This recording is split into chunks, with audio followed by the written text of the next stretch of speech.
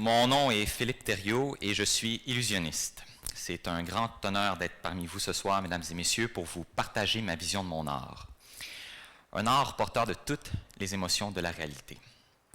La magie, elle est bien plus qu'une science, quand même si elle repose sur des méthodes réfléchies, sur des méthodes abouties. Elle permet de faire rêver les gens. Elle ouvre la voie du possible, repousse les limites que le monde nous impose et elle comble un besoin profond d'inspiration chez les êtres humains.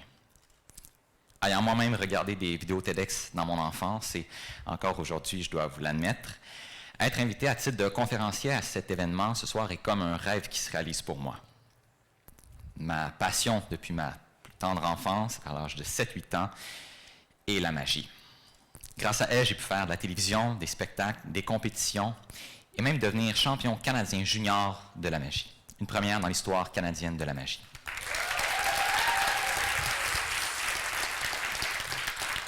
Merci.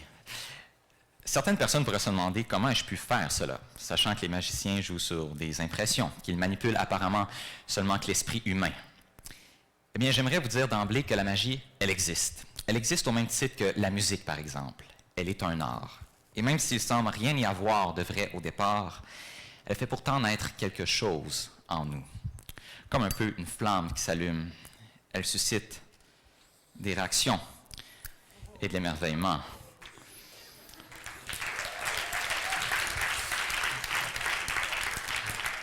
Cela pourrait paraître paradoxal quand même de me faire venir pour vous parler d'un tel sujet, car ma profession d'illusionniste consiste à créer des illusions, des impressions, soit apparemment rien du tout. Certaines personnes pensent même que la magie n'existe pas. En effet, ces personnes-là pensent qu'elle ne peut concrètement se produire et qu'elle relève davantage de la science que de l'idée qu'on s'en fait dans notre imaginaire collectif. Eh bien, ça m'a souvent fait mal d'en faire un tel constat. Et parfois, quand les gens me demandent, quoique ça arrive rarement, qu'est-ce que je vais faire plus tard? Qu'est-ce que tu vas faire plus tard, Philippe? Et moi de répondre, je vais être magicien, je vais continuer à faire de la magie, et que ça suscite des rires ou de l'incompréhension. Bon, ça arrive rarement, je dois avouer que la plupart du temps, je suis entouré, accompagné de gens qui croient en ce que je fais et qui sont capables d'apprécier à sa juste valeur le travail dédié à produire de nouveaux actes. Par contre, je me suis rendu compte que les gens qui ne croient pas en ma passion, qui ne croient pas vraiment en la magie, sont souvent ces mêmes personnes qui ne croient pas en leurs rêves, en leurs idées, qui les pensent irréalisables, parce que c'est davantage synonyme de magie que de réelles possibilités de carrière. Donc, imaginez un instant quand quelqu'un leur dit qu'il va être magicien. Ça ne fait aucun sens. Alors, je pense que c'est une erreur, une grave erreur de croire cela. Puisque vous qui êtes devant moi, vous voulez avoir une place dans le monde de demain. Je parle aux étudiants qui sont ici. Par exemple, vous voulez avoir une place dans le monde de demain, vous voulez vous trouver un rôle important dans la société. Et je pense que pour aboutir à quelque chose, peu importe l'âge qu'on a aussi, pour aboutir à quelque chose, il faut nécessairement partir de quelque chose. Et ce quelque chose-là n'est nul autre que la passion. Bon, on l'a entendu précédemment dans les autres conférences, mais ce raisonnement pourrait paraître très simpliste à première vue, mais il fait partie des vérités fondamentales sur lesquelles je me base pour réussir dans la vie comme en magie. J'ai réalisé que les gens qui réussissent savent créer de la valeur là où c'est le plus inattendu, en pensant leur activité à partir de principes fondamentaux et non pas de quelques formules. La passion, quant à elle, nous pousse à trouver des idées, à passer à l'acte, et à s'inscrire dans le monde, tout en y laissant au passage, on l'espère, une trace. Tel est mon but avec la magie. Je pense aussi que peu importe l'ambition qu'il y a, les actes qui ont la plus grande valeur aux yeux humains sont d'abord ceux qui viennent du cœur avant tout. D'où l'importance d'avoir une passion, et c'est encore mieux si cette passion-là peut être attachée à un désir ardent d'accomplir quelque chose. Pour ce qui est de la magie, eh bien, je pense que son essence même relève dans l'expérience qu'on fait d'elle. En fait, la magie n'est que magie dans le moment, l'instant où on en est témoin et qu'on y croit. En fait, elle se veut le moment présent et nous amène à prendre conscience des merveilles de la vie qui nous entoure. D'une très belle façon quand même, de réaliser ces merveilles-là. Je pense que si on la considère comme une science, une simple science, avec une suite, en fait, une science qu'on peut expliquer plutôt par un enchaînement de propositions et de conséquences sur lesquelles on peut revenir et modifier. Puisque vous savez, je dis que des fois, il y a des spectateurs qui ne croient pas en la magie, mais il y a aussi des magiciens qui ne font rien pour vraiment faire en sorte que l'art puisse s'épanouir, en utilisant par exemple des trucages de caméra, même si le public ne s'en rend pas toujours compte. Selon moi, ce n'est pas une façon d'élever la magie en tant que telle. Donc, à ce moment-là, si on la considère comme une science, on s'éloigne de son essence même et elle n'existe plus. Prenons l'exemple du cinéma. Si on regarde un film et on s'attarde aux techniques de production, à la manière dont les effets cinématographiques sont orchestrés ensemble, eh bien, la magie du film disparaît, si on veut, puisque le visionnement d'un film fait naître des sensations similaires à une prestation d'illusionnisme. Cependant, même si les émotions paraissent éphémères, que l'émerveillement semble être spontané dans le domaine de la prestidigitation, qui est un très long mot en passant pour dire magie, eh bien, je pense que l'émotion transmise au public par le magicien peut demeurer gravée dans les esprits longtemps, au même titre que l'histoire d'un film qui nous aurait marqué plusieurs mois, plusieurs années après l'avoir vu. Je dirais aussi que chaque spectateur interprète différemment le tour qui lui est présenté, dépendamment de ce qu'il a vu à certains moments précis ou encore de son expérience personnelle dans la vie. Okay? Il tire parfois même, je dirais très souvent, sa propre conclusion du numéro. Par exemple, il m'arrive fréquemment d'incorporer de fausses erreurs dans mes numéros. De cette façon-là, j'amène mon auditoire à croire qu'il n'y a aucune issue possible pour moi et que la fin du tour est vouée à l'échec. Bien évidemment, ce n'est pas le cas, c'est monté de toutes pièces. Et là, c'est là que la partie drôle rentre en ligne de compte, c'est quand que les gens pensent que je me suis manqué, là, ils vont rire de moi, ils vont dire « Ah, le magicien, il a échappé ces choses, il s'est trompé. » Puis là, ils se mettent à rire, là, on voit le sourire dans leur visage. Et là, c'est plutôt moi qui ris de l'intérieur, puisque je sais précisément qu'à ce moment-là, lorsque va arriver le climax, la fin de l'acte, le prestige, si on veut, du tour de magie, eh bien, c'est là que la sensation de magie va être surélevée et qu'elle va devenir davantage impossible. Que s'il n'y avait eu aucun obstacle entre ce que j'avais fait, que j'étais arrivé à la fin du numéro, comme un peu comme des procédures qu'on suit dans une démarche scientifique, on était arrivé à la fin et que ça se produit. Encore là, je reprends l'analogie des films, puisque c'est la meilleure, je pense. Si un personnage principal tend vers sa quête et qu'il n'y a aucun embûche devant lui, aucun obstacle, aucune péripétie, ça sert à quoi de regarder le film? Okay? C'est ennuyant. Franchement, c'est mieux de ne pas le regarder du tout. Okay?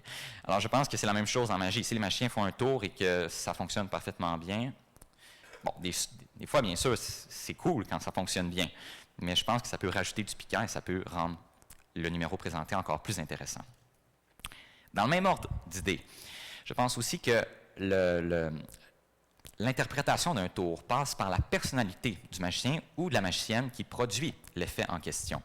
En fait, il y a presque 100 ans de ça, même plus, je dirais, le père de la magie moderne, Jean-Eugène Robert Houdin, qui a influencé des générations de magiciens par le passé et des générations en devenir aussi, qui m'a influencé beaucoup, a dit « Un magicien est un acteur jouant habilement le rôle de magicien. » Certaines personnes peuvent même le penser. Un magicien, c'est un acteur qui fait semblant d'être un magicien, puis ça finit là. Eh bien, avec tout le respect que j'ai pour lui, je vais me permettre de le contredire aujourd'hui, dans le cadre de l'événement. En fait, je pense que l'authenticité totale, autant que possible, dans la personnalité, peut se refléter dans l'illusion et lui conférer une dimension davantage artistique et mystifiante, où le public va s'attacher plus facilement à l'effet, au magicien, ce qu'il présente, et va accorder plus d'importance à son œuvre. Un dernier pilier sur lequel on pourrait se pencher, parce que je pense qu'il serait plus que pertinent de savoir comment la faire exister, cette magie-là, et je vais vous épargner les centaines d'heures, les milliers d'heures de travail qui en découlent, avec les frustrations, les passions aussi qui émergent. En fait, je vais vous dire simplement que pour faire exister la magie, il faut y croire. Et ça s'applique dans n'importe quel domaine, peu importe dans ce que vous faites, il faut croire en ce qu'on fait. C'est celui ou celle qui produit un effet qui doit croire en ce qu'il fait.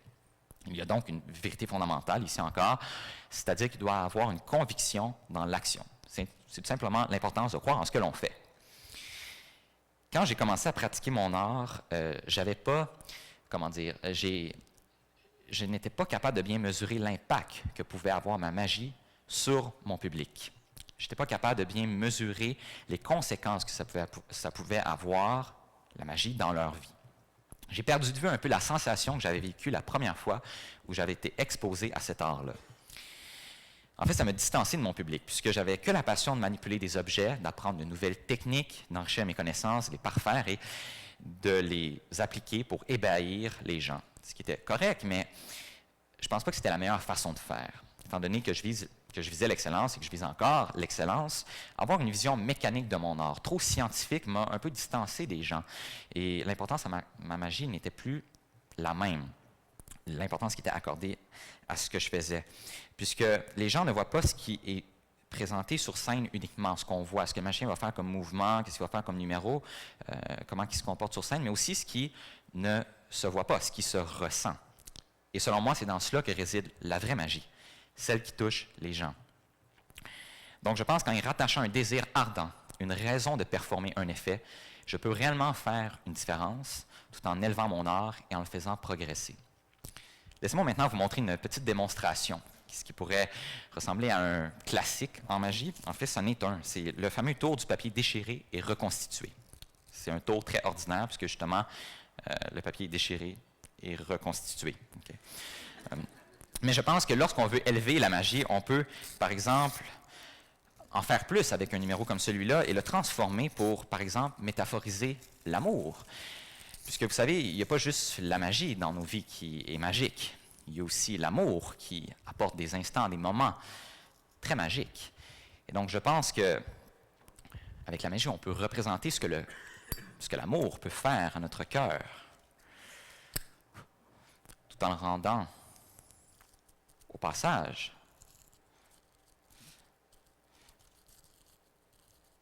encore plus fort.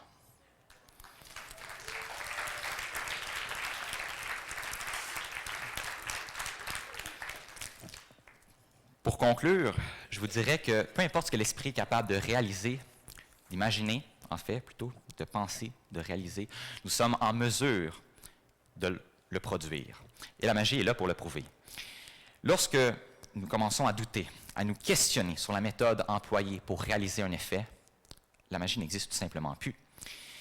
La même chose se produit, si vous me permettez l'analogie encore une dernière fois, avec nos rêves.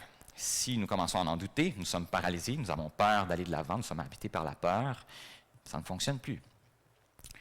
Au 20e siècle, le fameux et prolifique magicien Harry Houdini a dit que la magie était la seule science que les scientifiques ne comprenaient pas. Je pense que s'il disait ainsi, c'est parce que la magie est un art. Elle est un art porteur de toutes les émotions de la réalité. Et elle peut avoir un effet sur la réalité dans la mesure où nous y croyons. Merci beaucoup.